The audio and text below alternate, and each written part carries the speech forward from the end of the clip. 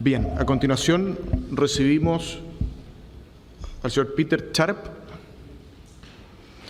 sobre justicia abierta.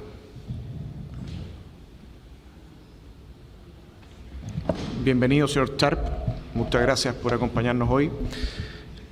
Le ofrezco la palabra por 10 minutos para su presentación y luego vamos a dejar espacio para las preguntas de los integrantes de la comisión. Muchísimas gracias, señor presidente, por su intermedio. Saludar a todos los consejeros y consejeras de este consejo tan importante para nuestro país. Quiero decir que vengo en representación de la Red Chilena de Justicia Abierta, pero también formo parte de algunos colectivos muy importantes, que es la Red Internacional de Justicia Abierta, la Red Académica Internacional de Gobierno Abierto, ANFUD, ¿cierto? Y además colaboro como consultor experto en materia de gobierno abierto y justicia abierta para IRPE-CEPAL. ¿Qué solicitamos nosotros? Solicitamos incorporar en el anteproyecto de Constitución que hemos leído prolijamente el principio de justicia abierta. Y así, en específico, en el artículo 153, agregar un inciso que lo señalaré al final de esta presentación. ¿Cómo vemos la justicia, los chilenos, las chilenas y los habitantes de nuestro territorio? Este es un ecosistema de justicia, así es la justicia como la vemos. Sabemos que existe, pero la vemos borrosa. Nos cuesta identificar los actores, nos cuesta identificar los tribunales, nos cuesta identificar la fiscalía, el rol de cada uno, de la defensoría, las policías, el registro civil. Están, pero borrosos. La justicia abierta pretende darle claridad a esto.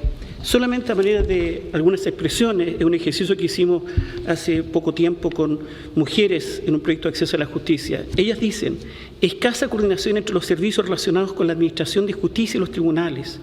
Hay una amplia brecha digital, un analfabetismo jurídico, una falta de lenguaje claro, una vulneración al derecho a comprender, como dice la doctrina mexicana. La justicia es el pan de todos, señor presidente. Y una buena administración de justicia le garantiza un buen Estado de Derecho y una buena gobernanza. Desde ahí se construye el Estado. Una buena administración de justicia. ¿Qué es la justicia abierta según la doctrina? La justicia abierta, y señalo en rojo, es un diálogo. Es un diálogo de todo el ecosistema de justicia. Ministerio de Justicia, fiscalías, defensorías, Poder Judicial, policía, Servicio Médico Legal, todos incorporados. Y es un diálogo permanente con la ciudadanía, es decir, día a día, segundo a segundo, que debe partir de 3 principios que reconoce la doctrina internacional y nacional, como es la transparencia, la participación y la colaboración, permite un pleno acceso a la justicia. Y digo pleno acceso a la justicia porque así lo reconoce la Agenda 2030, el Objetivo de Desarrollo Sostenible, la Alianza para el Gobierno Abierto y todos los acuerdos internacionales que hoy está suscribiendo Chile en materia internacional. ¿Para qué? Para generar honor social, es decir, prestigio en las instituciones, en Carabineros, en la Judicatura, en los jueces en general, en los defensores, en los fiscales, en todos quienes participamos en este modelo. Lo que buscamos nosotros en la vida es reconocimiento de trascendencias. Y esto es honor social, sentirse orgulloso de ser parte de un sistema de justicia. Pero finalmente, como lo reconoce, ¿cierto?, hoy día la OCDE, generar valor público en las instituciones intervinientes. Y el valor público tiene 3 elementos: resultados, es decir, una sentencia que resuelve el conflicto; servicios de calidad. ¿Por qué? Porque el Poder Judicial es monopólico, el registro civil es monopólico, la fiscalía es monopólica. No tenemos otro motivo que ser los mejores. No nos podemos equivocar. Y el tercer elemento del valor público es la confianza que se construye en el cumplimiento de los compromisos y un servicio de excelencia. Ahí tenemos un esquema. ¿Por qué está pasando y por qué falta un diálogo en las instituciones? Nosotros vemos que la corrupción está muy bien organizada, que el crimen organizado está muy bien organizado, que el narcotráfico actúa en red, pero resulta que los sistemas de justicia están como un archipiélago. Por lo tanto, es muy importante elevar a rango constitucional este principio de justicia abierta para que nos coordinemos. Ayer conversamos con la Fiscalía, con la magistratura, con los defensores penales públicos en el registro civil y falta mayor coordinación.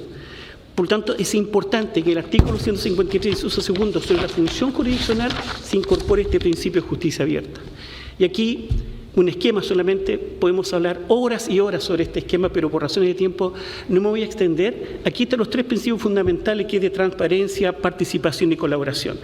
Destacar uno, la transparencia, lenguaje claro. Necesitamos sentencias con lenguaje claro. Necesitamos que el defensor y el fiscal hablen lenguaje claro a los justiciables, muchos de ellos, ¿cierto?, con analfabetismo jurídico. Necesitamos un derecho a la información pública, que los dos sean abiertos en defecto. El ejercer el derecho humano a comprender, entendida por Naciones Unidas como un derecho humano de cuarta generación. También la participación, entendido el sentido, ¿cierto?, de la justicia alternativa, la justicia terapéutica. Es decir, necesitamos un proceso más participativo, como los acuerdos reparatorios de la última reforma procesal penal. Y el tercer elemento es la colaboración, es decir, crear una redocracia, un trabajo en red de las instituciones de justicia. Porque muchas veces los órganos de justicia actúan desde el yo y no desde el nosotros. Porque cuando cae uno del ecosistema, cae todo el ecosistema de justicia. Cuando está mal tomada la prueba, seguramente alguien que debería ser sentenciado queda en libertad. O cuando también hay un error a la inversa, cuando dirías que en libertad queda sentenciado porque cayó uno en el ecosistema. Es un solo ecosistema y así lo entiende el concepto de justicia abierta. Antecedentes. ¿Por qué hacemos esta propuesta? Esto surge la noción, ¿cierto?, de Estado abierto, gobierno abierto, considerado ya en la Alianza para el Gobierno Abierto de Naciones Unidas el 2011, en septiembre, en la Conferencia de Naciones Unidas. Un segundo argumento en la Agenda 2030 sobre Objetivo de Desarrollo Sostenible, específicamente el Objetivo 16, sobre acceso a la justicia, paz e instituciones sólidas, es decir, combatir la corrupción, que es muy importante. La Cumbre Judicial Iberoamericana de San Francisco de Quito, en Ecuador, el 2018, en que todos los poderes judiciales de América Latina y el Caribe se comprometen a iniciar procesos de justicia abierta, como ya lo hizo el Poder Judicial en Chile en julio del año 2021. Las reglas de Brasilia sobre el acceso a la justicia a población vulnerable, que es muy importante. El principio Bangalore sobre integridad e independencia judicial. Necesitamos integridad en todo el ecosistema de justicia, porque cuando cae uno, caen todos. El principio Schoen sobre la protección, ¿cierto?, de datos personales, publicidad de datos personales y seguridad nacional. También agregar aquello, la misma Declaración Universal de los Derechos Humanos, artículo 19, sobre este principio de acceso a la justicia y libertad de expresión o derecho a comprender. La Convención Americana de Derechos Humanos, artículo 13, en la misma dirección. El Pacto Internacional de Derechos Civiles y Políticos, artículo 19, que va en la misma dirección, el derecho a comprender. La Declaración de Justicia Abierta del Poder Judicial de Chile de junio de 2021, el que el presidente del máximo tribunal señaló, vamos a iniciar el camino hacia la justicia abierta, y así como el Poder Judicial se incorpora al quinto plan de acción de gobierno abierto con una moción sobre justicia abierta en la Corte Suprema. La misma Defensoría Penal Pública, el 2018, que también se instala esta figura en el ecosistema de justicia, ya creó el Comité de Justicia Abierta. La Fiscalía ya está avanzando hacia esa mirada. Y las policías también están avanzando hacia una mirada de mayor justicia abierta. Y así no solamente lo han señalado las autoridades, también las asociaciones de funcionarios, por ejemplo, la Defensoría Penal Pública, ANFUT, la Asociación Nacional de Funcionarias y Funcionarios y Defensores Penales Públicos, también así lo ha planteado. La Asociación de Magistrados tiene una comisión que se llama Integridad y Justicia Abierta, y las otras asociaciones como ANEJUD y APRAJUD también están en esa mirada. Además, podemos agregar jurisprudencia en esta materia, especialmente en control de convencionalidad. Solo citar algunos que ya van en esa dirección. El último fallo de la Corte Interamericana se han referido a aquello. El fallo del año 2025 de noviembre, Efraín Bámaca versus Estado de Guatemala, en que se condena al Estado de Guatemala por no entregar información respecto de causas judiciales. Y en ese fallo hay una cosa muy interesante, porque en ese fallo, cuando se habla de la transparencia, lo entiende la Corte Interamericana como un derecho a la verdad, porque la verdad es un elemento que une a la sociedad. Hoy estamos invadidos de posverdad y mentira, que genera esta división entre nosotros. Por eso es que cuando hablamos del acceso a la justicia, es el acceso a la verdad. La verdad es lo que nos mantiene unidos. La mentira nos separa y nos golpea. El caso Cantos Argentina, que también fue condenado al Estado respecto a una mujer que no tuvo acceso a la justicia y la Corte Interamericana ya falló respecto de ello. El caso Claude Reyes, que dio origen al Consejo para la Transparencia en Chile por falta de transparencia en nuestro Estado. El caso Fernández Ortega versus México, y aquí mira, quiero tener solo 30 segundos. Se trató de una mujer maya que se dictó una resolución, pero no entendía el lenguaje porque era una mujer maya. Pues bien, la Corte determinó que el fallo era nulo, por vulnerar el derecho a comprender entendido como un derecho humano de cuarta generación. Esto es emblemático. Y por lo tanto podemos entender que los fallos que pueda tener nuestro sistema judicial debe respetar, por control de compensalidad, los fallos que ha emitido ya la Corte Interamericana de Derechos Humanos. Algunos ejemplos. Se está instalando en nuestra América Latina y el Caribe y en Europa corrientes muy importantes en materia de justicia abierta. Un minuto. En México, 7 estados ya han declarado su iniciativa en materia de justicia abierta. Y no solo eso, la Constitución de Guanajuato, el 2018, en su artículo 36, incorpora el principio de justicia abierta en su Constitución. Y ya tenemos declaratorias de justicia abierta en 7 estados en México. Costa Rica, 2018, ya elaboró una política de justicia abierta, el primer país con política de justicia abierta. Ecuador, 19 de septiembre de 2022, recién pasado, instaló la declaratoria de justicia abierta. Y está avanzando hacia allá. Lo mismo de Brasil, Argentina, Perú, nuestro país, Honduras, Guatemala, que ya implementó la política de justicia abierta.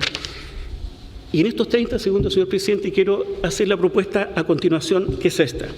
Agregar como inciso segundo, en el artículo 153 del proyecto de Constitución, la expresión: la función jurisdiccional deberá ejercerse respetando el principio de justicia abierta, fundado en la transparencia, la participación y la colaboración, con el fin de garantizar el acceso a la justicia y el Estado de Derecho. En este carisma fundacional de este nuevo ordenamiento jurídico constitucional, creemos que la justicia es, sin duda, el pilar fundamental para avanzar hacia una democracia. Y perdón, solamente 15 segundos. Podemos tener en esta división del Estado quizás un ejecutivo que siempre está, ¿cierto?, entre lo más o menos y lo bueno, y es débil a veces el ejecutivo. Un parlamento que podría estar débil, pero no podemos dar lujo de un poder judicial débil. No podemos, porque ahí nacen todos los derechos. Y eso para nosotros es fundamental, porque el poder judicial, ¿cuál es su base de legitimidad? Y aquí el principio de justicia abierta, en ese párrafo, es la impecabilidad de los procesos y la excelencia de sus resoluciones. Ahí se basa la legitimidad de un poder judicial. Por eso proponemos que este principio, que ya está instalado en Naciones Unidas y en toda la corriente latinoamericana, que está avanzando con mucha fuerza, y este es el momento. Hoy es cuando nuestra Constitución y nuestro ordenamiento jurídico deben incorporar esta nueva corriente que ya se instaló en el mundo ya hace 8 años. Muchas gracias, señor presidente. Muchas gracias por su presentación, señor Sharp. Ofrezco la palabra a los integrantes de la comisión. Comisionado Lovera. Presidente, muchas gracias y muy puntual.